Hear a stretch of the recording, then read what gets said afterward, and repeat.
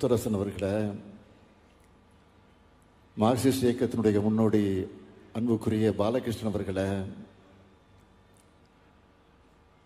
இந்திய யூனியன் முஸ்லீம் லீக்கினுடைய அகில இந்திய தலைவர் ஐயா பேராசிரியர் காதர் மைதீன் அவர்களை, காங்கிரஸ் இயக்கத்தை சார்ந்த மதிப்பிற்குரிய KS அழகிரி அவர்களை, நாடாளுமன்ற உறுப்பினர்கள் திரு ரவிக்குமார் அவர்களை, திரு விஷ்ணு பிரசாத் அவர்களை, சட்டமன்ற உறுப்பினர்கள் திரு சிந்தனை செல்வன் அவர்களை, ஐயப்பன் அவர்களை, வேல்முருகன் அவர்களை, சபா ராஜேந்திரன் அவர்களை, ராதாகிருஷ்ணன் அவர்களை, துவக்கத்தில் வரவேற்று மகிழ்ந்திருக்கக்கூடிய தலைமைச் செயலாளர் திரு முருகானந்தம் IAS அவர்களை, செயலாளர் திரு ராஜாராமன் IAS அவர்களை, இயக்குனர் வைத்தியநாதன் IAS அவர்களை, மாவட்டத்தினுடைய ஆட்சித்தலைவர் திரு CB ஆதித்யா செந்தில்குமார் IAS அவர்களை, நம்முடைய அருமை பெரியவர் ஐயா இளையபெருமாள் அவருடைய குடும்பத்தை சார்ந்திருக்கக்கூடிய சகோதர சகோதரிகளை,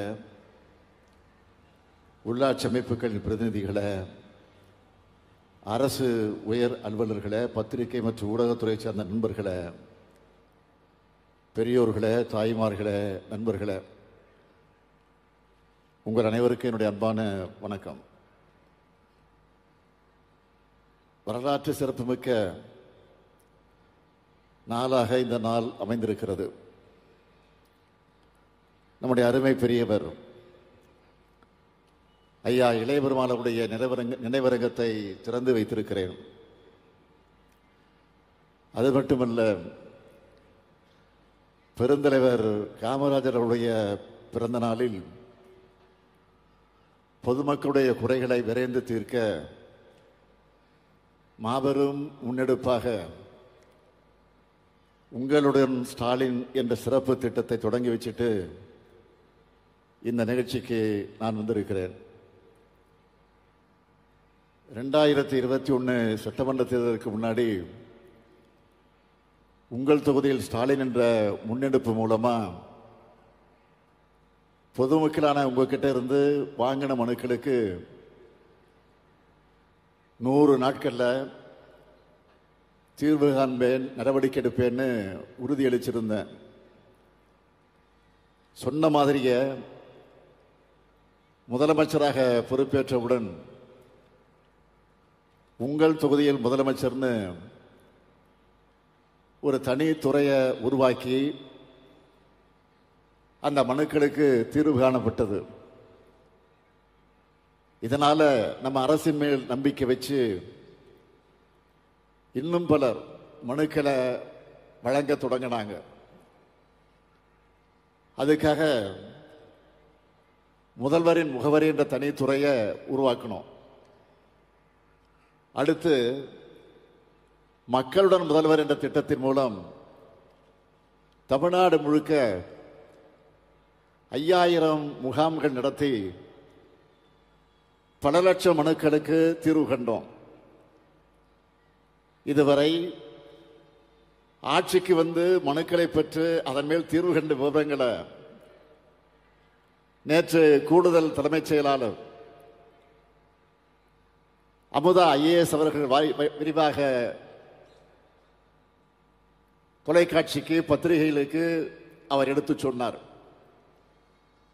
இப்போ அதோட அடுத்த கட்டமா உங்களின் ஸ்டாலின் முகாம்களை தொடங்கி இருக்கோம். மொத்தம் 10,000 முகாம்கள் நடக்க போகுது. தன்னார்வலர்கள் வீடு வீடாக வந்து உங்களை சந்திச்சு முகாம் நடக்கிற நாள், இடம் உள்ளிட்ட எல்லா தகவல்களையும் சொல்லிடுவாங்க. என்னென்ன ஆவணங்களை நீங்க முகாமுக்கு கொண்டு வரணும் என்ற தகவலையும் சொல்லி விண்ணப்பங்களை கொடுத்துருவாங்க. மாதம் 1000 ரூபாய் வழங்குகிற கலைஞர் மகளிர் உரிமை திட்டம், அது உள்ளிட்ட 46 சேவைகள் தொடர்பாக தீர்வு காண விண்ணப்பங்களை கொடுக்க போறோம். தகுதி இருந்தும் 1000 ரூபாய் உரிமை தொகை கிடைக்காதவங்க உங்க ஏரியாவில், அதாவது உங்க பகுதியில் முகாம் நடக்கிற அன்னைக்கு விண்ணப்பங்களை கொடுத்தா போதும். நிச்சயமா சொல்றேன், உங்களுக்கு நிச்சயமா உரிமை தொகை வழங்கப்படும். இந்த திட்டத்தோட நோக்கமே மக்கள் வசிக்கிற பகுதிக்கு சென்று அரசோட சேவைகளையும் திட்டங்களையும் வழங்குறது தான். இல்லம் தேடி கல்வி, மக்களை தேடி மருத்துவம், அந்த வரிசையில் இந்த முன்னெடுப்புல அரசு அலுவலர்களும் அதிகாரிகளும் உங்களை தேடி வரப்போறாங்க. இந்த முகாம்கள் நடக்கிற இடங்கள்ல மருத்துவ முகாம்களும் சேர்த்து நடைபெறும். இப்படி மக்களான உங்களோட தேவை அறிந்து தீர்த்து வைக்கிறது தான் நம்முடைய திராவிட மாடல் அரசு.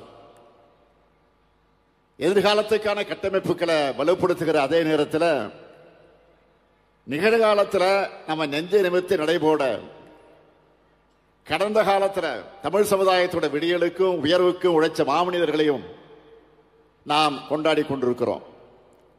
அந்த வகையில தான் ஒடுக்கப்பட்ட மக்களுடைய ஒளி விளக்கா நெறி சார்ந்த அரசியலின் அடையாளமா விளங்கின பெரியவர் ஐயா இளைய பெருமாளுடைய 100ஆண்டு நினைவரங்கத்தை திறந்து வைக்கிறதுல நான் மிகுந்த மகிழ்ச்சி அடைகிறேன். மகிழ்ச்சின்னு சொல்றதை விட பெருமை அடைகிறேன் என்றுதான் சொல்லணும். சமூக சீர்திருத்த தலைவர்களான அயோத்திதாச பண்டிதர், தாத்தா ரெட்டமலை சீனிவாசன், MC ராஜா, N சிவராஜ், LC குருசாமி, சுவாமி சகஜானந்தர் வரிசையில் கம்பீரமா போராடியவர் தான் நம்முடைய அருமை பெரியவர் இளைய பெருமாள் அவர்கள். நந்தனை மறித்த சிதம்பரம் மண்ணில் பிறந்து நாடு முழுவதும் பட்டியலின மக்களுக்கான உரிமைகளை அந்த வாசலை திறந்தவர் ஐயா இளைய பெருமாள் அவர்கள். அவருக்கு சிதம்பரத்தில் நம்முடைய எழுச்சி தமிழர் ஆரூர் சகோதரர் தோல் திருமாவளவன் அவர்களுடைய நிறைவரங்கத்தை நான் இன்றைக்கு திறந்து வைத்திருக்கிறேன். திருமாவர்கள் சிதம்பரத்தினுடைய நாடாளுமன்ற உறுப்பினர் மட்டுமல்ல, சிதம்பர தொகுதியுடைய சீர்திருத்த பிள்ளையாக அவர் விலகிக் கொண்டிருக்கிறார். அவருக்கு தன்னுடைய எழுத்தால் துணை நிற்கிறார். நாடாளுமன்ற உறுப்பினர் சகோதரர் ரவிக்குமார் அவர்கள் தனது பேச்சால் துணை நிற்கிறார். சட்டமன்ற உறுப்பினர் சகோதரர் சிந்தனை செல்வன் அவர்கள் இந்த விழாவுக்கு என்னுடைய அழைப்பை ஏற்று வருகை தந்திருக்கக்கூடிய சகோதரர் செல்வ பெருந்தகை அவர்களும், தோழர் பாலகிருஷ்ணன் அவர்களும், முத்தரசன் அவர்களும், பேராசிரியர் ஐயா காதர் மைதீன் அவர்களும், KS அழகிரி அவர்களும், வேலுமுருகன், இப்படி எல்லோரும் இங்கே வருகை தந்திருக்கிறார்கள். ஐயா இளைய பெருமாள் அவர்களுக்காக மட்டுமல்ல, அதற்காக மட்டும் வந்திருப்பதாக நான் கருதவில்லை. நமது திராவிட மாடல் அரசினுடைய அனைத்து சமூக திட்டங்களுக்கும் துணையாக இருப்பவர்கள் இவர்கள் என்பதை வெளிப்படுத்துவதற்கு வந்திருக்கிறார்கள். அதனால் அனைவருக்கும் எனது நன்றியை நான் தெரிவித்துக் கொள்ள விரும்புகிறேன். இந்த மேடையில் பெரியாரிய வழியில் வந்த திராவிட இயக்க தலைவர்கள், மார்க்சிய சிந்தனை கொண்டிருக்கக்கூடிய பொது உடைமை இயக்கத்துடைய தலைவர்கள், காந்திய வழியில் வந்திருக்கக்கூடிய தேசிய இயக்கத்துடைய தலைவர்கள், அம்பேத்கர் இயக்க தலைவர்கள் எல்லோரும் ஒற்றுமையா இருக்கும். இதுதான் ஓரணிகள் தமிழ்நாடு. அதைத்தான் திருமாவளவன் இங்கே பெருமையோடு குறிப்பிட்டு சொன்னார். நானும் அதை வழிமொழிகிறேன், உறுதியோடு சொல்கிறேன். தமிழ்நாடு இப்படி ஓரணியில் இருக்கிறப்போ எந்த டெல்லி அணியோடு காவி திட்டமும் இங்கே பலிக்காது. பெரியவர் ஐயா இளைய பெருமாள் அவர்கள் பள்ளியிலே படிக்கும் போதே தீண்டாமலுடைய அடையாளமாக இருந்த இரட்டைப்பானை முறையை எதிர்த்து போராடினவர். இராணுவத்திலே பணியாற்றினப்போ அங்கும் பாகுபாடு நிலவுவதை பார்த்து அவருக்கே உரிய துணிச்சலோடு உயர் அதிகாரிக்கு புகார் அளித்து அந்த பாகுபாடுகளை களைய காரணமாக இருந்தார். இராணுவத்தில் ஓராண்டு காலம் பணியாற்றின பெரியவர் இளைய பெருமாள் அவர்கள் மீண்டும் இந்த பகுதிக்கே வந்து ஒன்றுபட்ட தென்னார்காடு மாவட்டத்திலையும் தஞ்சை மாவட்டத்திலையும் 1940 முதல் 1970 வரை நடந்த மிகப்பெரிய சமூக போராட்டங்களை முன்னெடுத்தவர். 1946 தன்னுடைய 22வது வயசுல 2000 பேரை திரட்டி போராட்டம் நடத்தினவர். பரங்கிப்பேட்டையில் பட்டேல் சமூகத்தினர் செருப்பு போடக்கூடாதுன்னு இருந்த அந்த அக்கிரமத்திற்கு எதிராக போராடினவர். எங்கேயாவது பறை அடிக்கப்பட்டா உடனே இங்கே சென்று தடுத்து நிறுத்திடுவார். இதுக்காக பல வழக்குகளை எதிர்கொண்டார். பல பொய் வழக்குகளில் சிக்கி 6 மாசம் சிறை தண்டனை பெற்றார். நிலமற்ற கூலி தொழிலாளர் உரிமைக்காக போராடினார். இப்படி இவர் தொடர்ச்சியாக போராடினதுதான் ஆதிதிராவிட மக்களுடைய எழுச்சி ஏற்பட காரணமாக இருந்தது. இப்படி சமூகத்தில் ஒடுக்கப்பட்ட மக்களோடு உரிமைகளுக்காக போராடின பெரியவர் இளையபெருமாள் அவர்கள் காங்கிரஸ் பேரியக்கத்தில் இணைந்து 1952 ஆண்டு விடுதலை இந்தியாவில் நடந்த முதல் பொது தேர்தலில் 27 வயது இளைஞராக இருந்த கடலூர் நாடாளுமன்ற தொகுதியில் அவர் போட்டியிட்டு வென்றார். எம்பி ஆகி டெல்லியில் புரட்சியாளர் அம்பேத்கரை அவர் சந்திக்கிறார். இவ்வளவு இளம் வயசில் எம்பி ஆகி வந்திருக்கீங்களா, அந்த மக்களுக்காக இதுவரை என்ன செஞ்சிருக்கீங்கன்னு அண்ணல் அம்பேத்கர் கேட்டப்போ தென்னார்காடு மற்றும் தஞ்சை மாவட்டங்கள் அவர் நடத்தின மனித உரிமை போராட்டங்கள், தீண்டாமை எதிர்ப்பு போராட்டங்களை பட்டியலிட்டு சொன்னதை கேட்டு ஆனால் அம்பேத்கர் அவர்கள் ஆச்சரியத்தோடு பாராட்டினார். மக்களுடைய உரிமைக்காகவும் சமூக விடுதலைக்காகவும் போராடின ஐயா இளையபெருமாள் அவர்கள் 1980 முதல் 1984 வரை எழும்பூர் தொகுதியுடைய சட்டமன்ற உறுப்பினர், 3 முறை நாடாளுமன்ற உறுப்பினர், தமிழ்நாடு காங்கிரஸ் கமிட்டியுடைய தலைவர், அகில இந்திய தீண்டாமை ஒழிப்பு கமிட்டியினுடைய தலைவர், இப்படி ஏராளமான பொறுப்புகளை வச்சு தொண்டாற்றி இருக்கிறார். இந்த பொறுப்புகளில் முக்கியமானது பட்டியல் பழங்குடியின மக்களின் மேன்மைக்காக 1965 ஆண்டு உருவாக்கப்பட்ட அகில இந்திய ஆணையத்தோட தலைமை பொறுப்பை அவர் வகித்ததுதான். 3 ஆண்டு காலம் இந்தியா முழுக்க பயணித்து சாதி கட்டமைப்பையும் தீண்டாமை கொடுமையை ஆய்வு செஞ்சு அவர் கொடுத்த அறிக்கை இந்திய சமூக அமைப்போடு சாதியவர்களை மறைக்காம துல்லியமாக வெளிப்படுத்துச்சு. அதனால அந்த அறிக்கை வெளியே வரக்கூடாதுன்னு சில தடுக்க பார்த்தாங்க. நாடாளுமன்றத்தில் தாக்கல் செய்கிற நாளில் அவர் தங்கியிருந்த அறையில் அவரை தாக்குதல் செய்வதற்காக முயற்சித்தாங்க. அதை செஞ்சாங்க. அங்கிருந்து அவர் தப்பிச்சு வந்து அறிக்கையை தாக்கல் செஞ்சார். இப்படி தாக்குதல் நடக்கும் முன்னாடியே தெரிஞ்சுதான் திராவிட முன்னேற்ற கழகத்தினுடைய எம்பியாக இருந்த இரா செழியன் அவர்களிடத்தில் அந்த அறிக்கையை காப்பியை கொடுத்து வைத்திருந்தார். அதனால்தான் திட்டமிட்டபடி அந்த அறிக்கையை நாடாளுமன்றத்தில் அவரால் தாக்கல் செய்ய முடிந்தது. பிற்காலத்தில் கொண்டு வரப்பட்ட வன்கொடுமை தடுப்பு சட்டத்துக்கு அடித்தளமே பெரியவர் இளையபெருமாள் கமிட்டியோட அறிக்கை தான். தமிழக தலைவர் கலைஞர் அவர்கள் 1971 ஆண்டு அனைத்து சாதியினரும் அர்ச்சகர் ஆகலாம் என்கிற சட்டத்தை கொண்டு வந்து தந்தை பெரியாரின் நெஞ்சிலே தைத்த முள்ளை அகற்ற நினைச்சார்.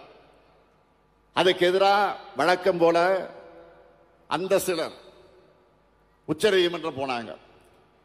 அப்போ கழக அரசு தாக்கல் செஞ்ச மனுவில் சமூக சீர்திருத்தத்துக்காக அமைக்கப்பட்ட இளையபெருமாள் கமிட்டி அறிக்கை அடிப்படையில் தான் இந்த நடவடிக்கை எடுக்கப்பட்டதுன்னு சொல்லி இருந்துச்சு.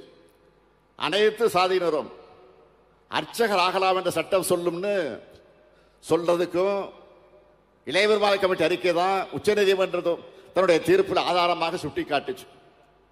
இன்னைக்கு தமிழ்நாடு அரசு சார்பில் 29 அர்ச்சகர்கள் நியமிக்கப்பட்டு பல்வேறு கோயில்களில் பணியாற்றி கொண்டிருக்கிறார்கள் சொன்னால் பெரியவர் இளையபெருமாள் அவருடைய அறிக்கையும் அதற்கு ஒரு முக்கியமான காரணம்.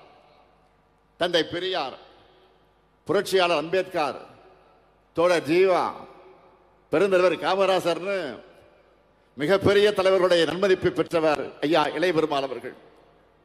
தீண்டப்படாத மக்களுக்கு கல்வி அளிப்பது மூலமா அவங்களை தீண்டாமை இழிவிலிருந்து மீட்டெடுக்க முடியும்னு சுவாமி சகஜானந்தர் திடமா நம்பினார்.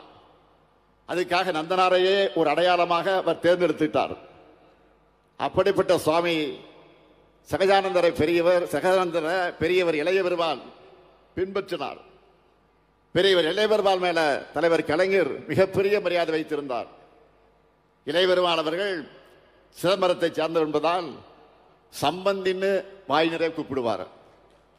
என்னுடைய பெரியம்மா பத்மாமையருடைய ஊர் இந்த சிதம்பரம் தான். அந்த குடும்ப பாச உணர்வோடு தான் தலைவர் கலைஞர் அவர்கள் பழகினார். 1980ஆம் ஆண்டு தேர்தலில் தலைவர் கலைஞர், அம்மையார் இந்திரா காந்தி, பெரியவர் இளைய பெருமாள் ஆகிய 3 பேரும் திறந்த வெளி காரில் ஊர்வலமாக போய் வாக்கு கேட்ட காட்சியை இன்னைக்கும் யாராலும் மறக்க முடியாது.